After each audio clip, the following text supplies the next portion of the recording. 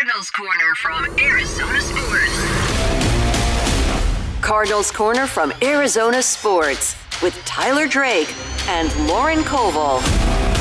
Welcome back to Cardinals Corner, everybody. I'm Lauren Koval, and I am joined once again by Tyler Drake, who is too busy and too tired of me to be in studio. He's aggressively nodding because he knows it is the truth. And because of that, we've got Tyler out at the last training camp practice for the Arizona Cardinals. It is not public today, but Tyler is so fancy that he gets to be there. So Tyler, how are you doing? I'm good. It's the final day of camp, so that means we got to break out the Hawaiian shirts. Tradition, 3 years in a row. Keep it running. So I'm excited to see the colors we've got up in the press box. But yeah, had to come down here. We got to get this knocked out first because we've got a lot to talk about, especially final camp practice. I mean, and it feels like it's gone by so fast especially compared to the last 2 years. I think this one, honestly, you know how far I got to drive every day, but this one felt quick. This one definitely felt quick, and there's a lot to talk about for sure heading into the preseason. And I think we just got to start there is preseason starters going to get some action. What's your first thought about that? Wow, we're actually going to see them, and we're going to see them play some football. I mean, also, football's back this weekend. We actually get to see real games. It's about time. I feel like as a kid, when Hard Knocks would come back on HBO, it's like, oh, football season's right around the corner. Well, it just came back this week. We've been out at training camp, and it's like, wow, there's going to be some real football on the field this week. And starters playing is something I want to see, but I'm not like, wow, beyond excited for it. Just because of all the question marks of last year and not seeing Kyler and not seeing Marvin Harrison Jr. and was their connection in that first game against Buffalo a question mark because they hadn't played in the preseason together as much as maybe, we all wanted to see it happen. And Jonathan Gannon even addressed it yesterday, which do you think part of the loss in Buffalo was not seeing the starters get more action before the first game of the season? And he said no, but you can always trace it back to that kind of stuff. So it's nice to see that maybe they've adjusted their thinking a little bit, and we're going to see Kyler Murray. Yeah, and I think it's just another step of kind of his Jonathan Gannon's adaptability bucket that he likes to fill. I think it's another year we're seeing some more changes going into not only training camp, but how preseason's being set up. And like he said, it's going to be more than just 3 snaps. It's going to be a good amount for these starters. I mean, he told Burns and Gambo that yesterday, I believe. So I'm looking forward to seeing what that's going to look like. And honestly, yeah, like you said, cool, starters are out there. Should we expect a lot? I don't think so. Like, if you want to run the ball a lot, just run the ball. If you want to be safe, keep Connor, maybe go get him out there. I don't know, man. Just make it so that they go through the routine, get lathered up, as Ron Wolfley loves to say, and be ready for week 1, week 2, because those are games they have to win, and they have to come out and not have those knocking off the rust moments like they did against Buffalo last year. Because yes, you could put a lot of other things on why they lost that game, but I think if they could have came out just a little bit sharper, there's a chance that they could have been 1-0 instead of 0-1 starting last year, and that could have helped catapult them maybe even farther in 2024. And especially a season where we've looked at the first 6 games and gone, you could easily be unbeaten or have 1 loss, and that's the expectation. That's not here's the bright side of this scenario. Because it's so easy, maybe you should win out, or maybe you should have 1 loss. No. That is, if you're a different Arizona Cardinals team than you've been in the past, that's what you do. That's what the change happens. And it feels like that change really happens in preseason because it's the first time that we get to see how this team cohesively flows. It's the first time that we get to see some faces that we've wanted to see. Darius Robinson, I still don't know what he's capable of. I want to see him. Will Johnson, I want to see him out there. I want to see what he's capable of doing. And this preseason game against the Chiefs is really that first opportunity to do that. Especially with the fact that it sounds like Andy Reid is going to play his starters for a quarter. I mean, that right there shows you, I think, that they're going to get some competition. And yes, you're not game planning for the Chiefs. You're just going to try to work on things that you want to work on for preseason games. That's going to be the case throughout. But it's still going to be good to see that kind of just competition. I think everybody's been going against each other here. And it's that first moment of, okay, we actually get to put on the silks and see where we really are against a team that has been in the playoffs, has been to the Super Bowl. It's a good first step, I think, for these guys, even though it's preseason, exhibition, whatever you want to call it. It's a good first step for sure. Why do you think we're seeing NFL teams in general start to play their starters more and more in these preseason games? I think it's just a step of evolving and making sure that rust factor isn't something I think people can go back to. I really do. And I think also the joint practice having a factor in like, all right, we're going to get a lot of work here. We don't need a ton in game setting. We still want to go through the routine. We still want to do this. But really, I think joint practices are helping maybe get them a little bit more into the preseason without showing too much because you're already getting that work beforehand. So it's always evolving. And one of these days, I feel like preseason is not going to be a thing, or maybe one game, and we'll just get right into the regular season. And everybody's got, I think Kyler said it really well yesterday in 2020 when they didn't have preseason and everybody just had to go play regular season ball right away. I wouldn't be opposed to that. Maybe make a couple joint practices instead of preseason, go that route, call it good. Roll the ball out, as Kyler said, and go play week one. Because this is the ultimate. It's great to see football, but it's the ultimate tease for football fans. Because we know none of this counts. And if people are betting or having fantasy teams on preseason, you're another level. Seriously. And I know, like, when I hear you say that, my first thought is the NFL goes, there's an opportunity to add another game to the schedule then. We start getting rid of preseason. Let's move the NFL season up a week, or let's keep it going a week longer. And then that way we can tack on another game to this season, because it feels more and more like that is the direction the NFL is heading. Maybe add a few games to the schedule, add another bye week. Who knows? But we've heard everything under the sun the past few years about that. Okay. Yes, we have. All right. Let's move on to standouts from training camp and who we need to see do more in preseason, because I think we've got to get right into that. One standout, I got to say, lately, Tajon Palmer. Ooh. A very random under-the-radar name, but, man, he has got a couple of long bombs these last couple days, and really that wide receiver room, rounding it out, I think, is up for grabs still. I think Zay Jones is a wide receiver 3. He's another standout from camp. He has locked himself into that. Greg Dortch, wide receiver 4, probably. And then you've got Xavier Weaver, and you've got, I keep blanking. Tajon Palmer. Long day.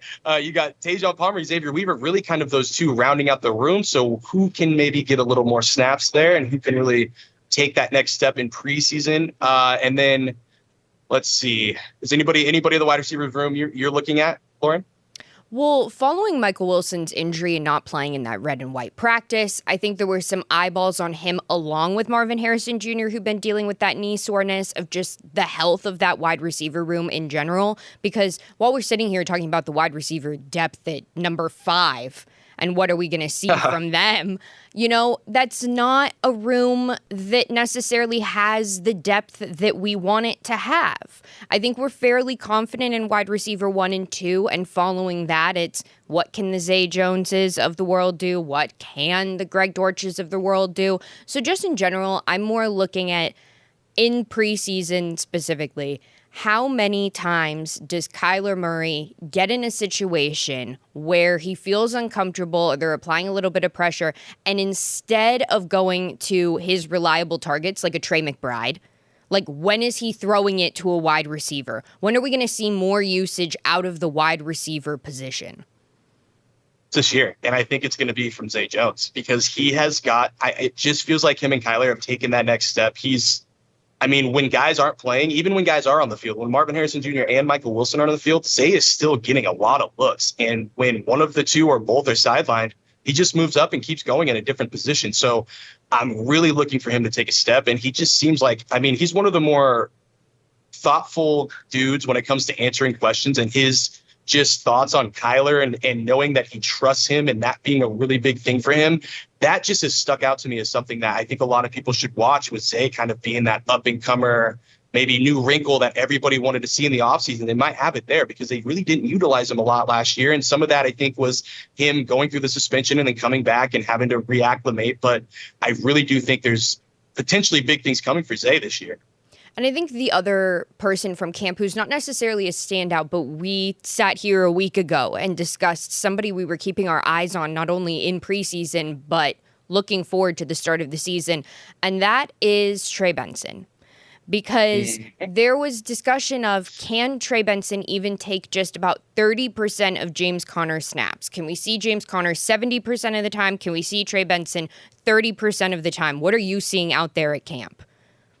Yeah, I mean, Trey Benson is getting so many first-team looks. And, that's another guy, a standout for sure. I mean, Marvin Harrison, Trey Benson, Will Johnson, those are some of the guys right off the top of my head that standouts. And Trey Benson deserves a lot of credit because you can just tell his confidence is through the roof. I mean, he even said it in the locker room, but just the way he's going about his business and getting so many of those first-team looks, you can tell that he's ready to take that next step. And, I mean, James Conner said that he's going to play a lot this year and views him as a RB1 just like himself. And, I mean, I'll be talking with the running backs coach actually right after we get off of here and actually talk to him more about Trey Benson. So look for that on ArizonaSports.com. But, yeah, I'm really interested to see where exactly he's taken those steps because pass protection's been, I think, one of those areas that's why he's getting on the field more is because he's taken a major step forward in that regard. And that could mean Amari DeMercado needs to show a lot this preseason because he's kind of been the pass pro dude.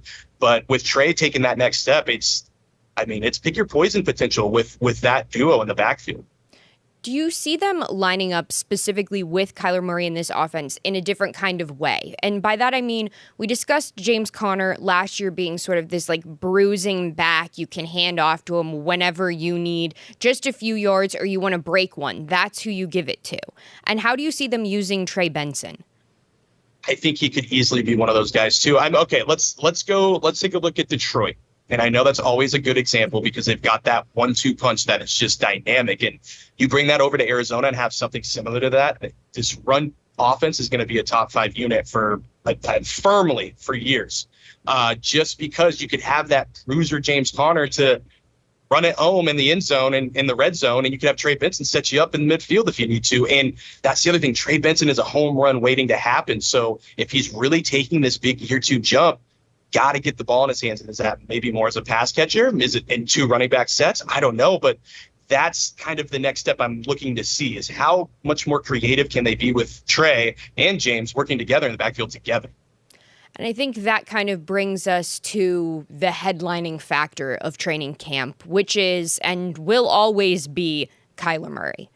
Because he discussed just last week having a horrible training camp practice. He was calling people out. He was calling himself out. He was saying the offense isn't where they need to be. I'm ashamed of how this looks. Well, he joined Burns and Gambo yesterday, and they asked him, what did you think of that? How do you think of calling these people out? And basically, his answer was just, I expect us to be better. We can be better. I know we should be better. Going up against a tougher defense during training camp has helped the offense improve. So now it's just us finding our strides. But a lot of headlines this training camp coming out about Kyler Murray's deep ball inaccuracy, and is he going to be able to figure it out once the season starts? I'm even rolling my own eyes talking about it because it just feels like the same stuff we sit down and talk about every single year. But with that in mind, what are you seeing from Kyler?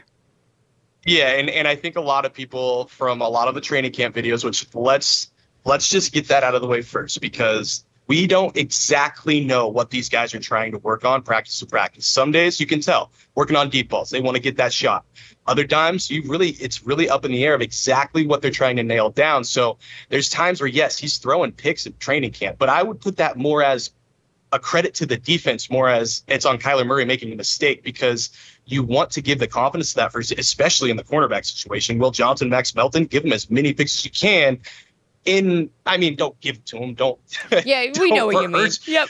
Don't rehearse it. But having those moments is more about the defense than the offense. So I think that needs to be taken with a grain of salt is yes, there has been turnovers, but Kyler's also been delivering the ball. Like I said, Zay Jones and him look like they're another go-to option potentially for this team. Trey McBride is Trey McBride. He's doing exactly what he and Kyler, they're picking up where they left off last year. And Marvin Harrison and Kyler, you could tell they've taken another step, and you've got to see it against live action in football game settings, but you can tell that the connections are there. It's just how much more can you really go? And with the deep ball accuracy, I thought his quote was great because he called it egregious that people would criticize that. And when you look at the stats, he's got a point. I mean, last year wasn't his best, but there are other guys, other starters, other playoff caliber quarterbacks that finished worse than him. So I think there's a little bit of pump the brakes there. And yes, leadership was brought up too. I think we can all kind of move past that now because he is a different type of leader, but you're seeing how he can lead off the field, taking guys to LA, really working in the community a little bit more. So I'm kind of over that situation. I'm trying to think of what the other thing was that he talked about. Burns and Campbell. There's 3 different things. What was the last one? I don't know, but those were the top 2 that stood out to me. So we'll just stick with those. But yeah, I mean, he's got to perform. And let's be real, he's got to perform. He cannot have one playoff win or playoff game through 7 years. Like, it just can't happen. You've got to take this team to the next level. So yes, is he doing a lot of good things? Sure. He's got to take the next step, though, if this team wants to go to the playoffs and stay in the playoffs for years to come. Because if not, in this big year 3, after they've revamped the defense like they have, there could be some big changes coming. If the offense sputters, stalls, goes worse than they did the last couple of years, like there's potential for a pretty big fallout if things don't go as planned like they think. And you brought it up, just how the push for the playoffs is what's expected now, and that's what they have to do. And a little bit of news came down yesterday that could affect the NFC West and what we see from that, and that is Matthew Stafford. We don't know exactly what he's dealing with, but we do know that he's getting shots to deal with it and that he's not out at practice. He's out walking up and down the sidelines. What do you make of that in the NFC West picture? It just makes it more up for grabs. I think we've already talked about how the NFC West feels like it's up for grabs. Obviously, San Francisco is kind of that. You never know. I think they've had a lot of departures. It's going to be very interesting to see how they come out of the gates. Seattle, what's going on at cornerback? What's going on at wide receiver there? So that's an up in the air, new additions. And then, yeah, the Rams. I mean, what happens if Stafford can't play? That instantly shrinks their chances. So it's definitely open. And that means that much more, I think, to go out there, get your feet wet in the preseason, attack the season, and really be like what we've talked about, being a 5-1, 6-0, 4-2 out of the gates to really set yourself up of maybe we don't have to go week 18 to get this playoff appearance. Maybe we can secure it earlier than that and go about our business then, because I think that's a potential to happen if they can really do what a lot of people are expecting them to do this year. And that reminded me, that's the third point that Kyler Murray brought up in that discussion with Burns and Gambo after Finishing Thanksgiving. Strong. Yep. And all he said was it's a team thing. And it really is. Yes, but he does need to get it together more. I'll say it right now. I mean, there was multiple times where many of us in the press box were going, man, what is he doing? What is he doing there? In the final handful of weeks of the season. And it's just, yeah, you've got to make sure that you stay consistent. That's on him. Outside of that, the team has to go too. I mean, it's not just on him, but he's really got to put this team in motion to get to that promised land. And the end of their schedule does not do them any favors if they really need to make that push. A schedule that is easier than previous years. And divisions that you're playing in their entirety are not as challenging as we've seen them in the past. That being said, they absolutely backloaded that half of the Cardinals schedule. And it will be a challenge to make any kind of playoff push if you haven't met or exceeded expectations by the start of the season. All right. Well, it's preseason week 1. We've seen what we needed to see. Tyler, your background right now says it all. Do you have any final thoughts as you wrap up the final day of training camp? Oh, man. Well, it was a ride. It was great. I do want to say I got a couple more. Oh, and here's some breaking news that I just got coming across. Looks like Will Hernandez is reportedly coming back. So there we go. All right, we didn't end it. Let's dive into that for a minute. Let's screw the wrap up. Let's dive into this for a minute. All right. One second. So it is coming from Jordan Schultz. The Cardinals are re-signing Will Hernandez to a 1-year deal. There we go. So it's back. Miho things. Crank it up. We'll see if we can get some confirmation here soon. But yeah, I mean, great step. Should have done it.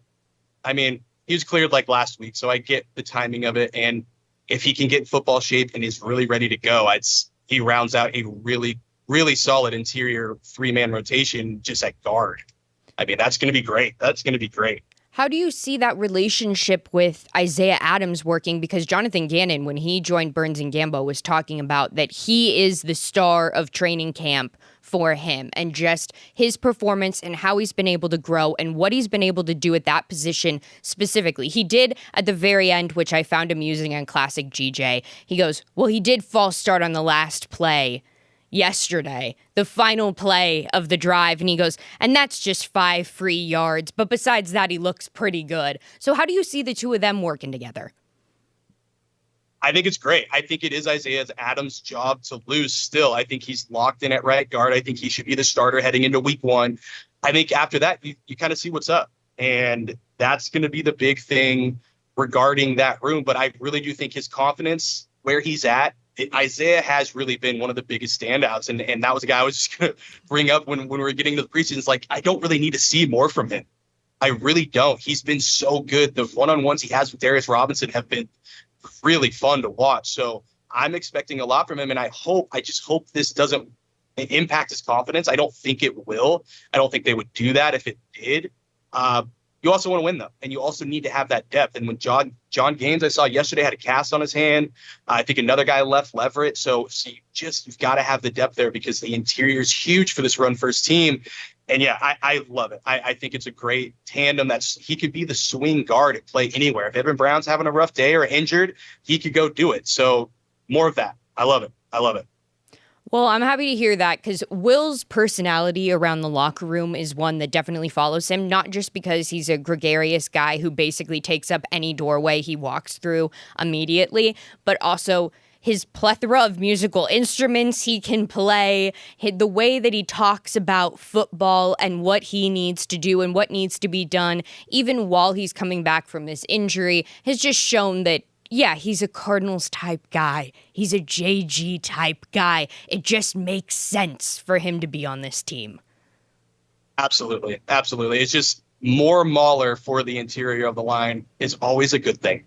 Well said, Tyler. And with that, do you have any other final thoughts from training camp?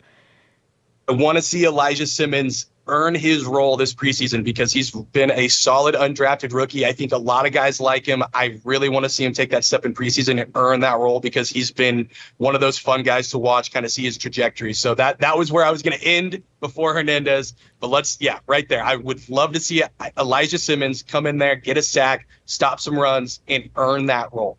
Well, you heard it here, Cardinals fans. Keep your eyes on Elijah Simmons, as Tyler Drake is apparently his number one fan, singing his praises now. So we'll see what he sings can do. Really well, too. Yeah, true. And with that in mind, the first preseason game happens this weekend, right where Tyler is. Behind them, you'll be able to see Patrick Mahomes, Travis Kelce, any other of the Chiefs starters that decide to play before Andy Reid backs out of his word and only has them play one drive, not the entire first half. I wouldn't be shocked. But with that in mind, we'll be back next week, hopefully with Tyler in studio next to me. Yes, I'm getting the thumbs up. Yes. Right next to me. And with that wraps up Cardinals training camp. That's the start of preseason for you. And before you know it, we're going to be sitting in here talking about week 1 against the New Orleans Saints. So to keep you updated on everything, you can follow Tyler at TDrake for sports and be sure to read all of his pieces at arizonasports.com because he has been cranking out content like no other from this training camp. I know I get the texts about everything he's working on, so make sure to go and read that. You can follow me at Koval_Lauren, and you can follow the show at AZ Cards Corner. For Tyler Drake, I'm Lauren Koval. Thanks for tuning in, guys.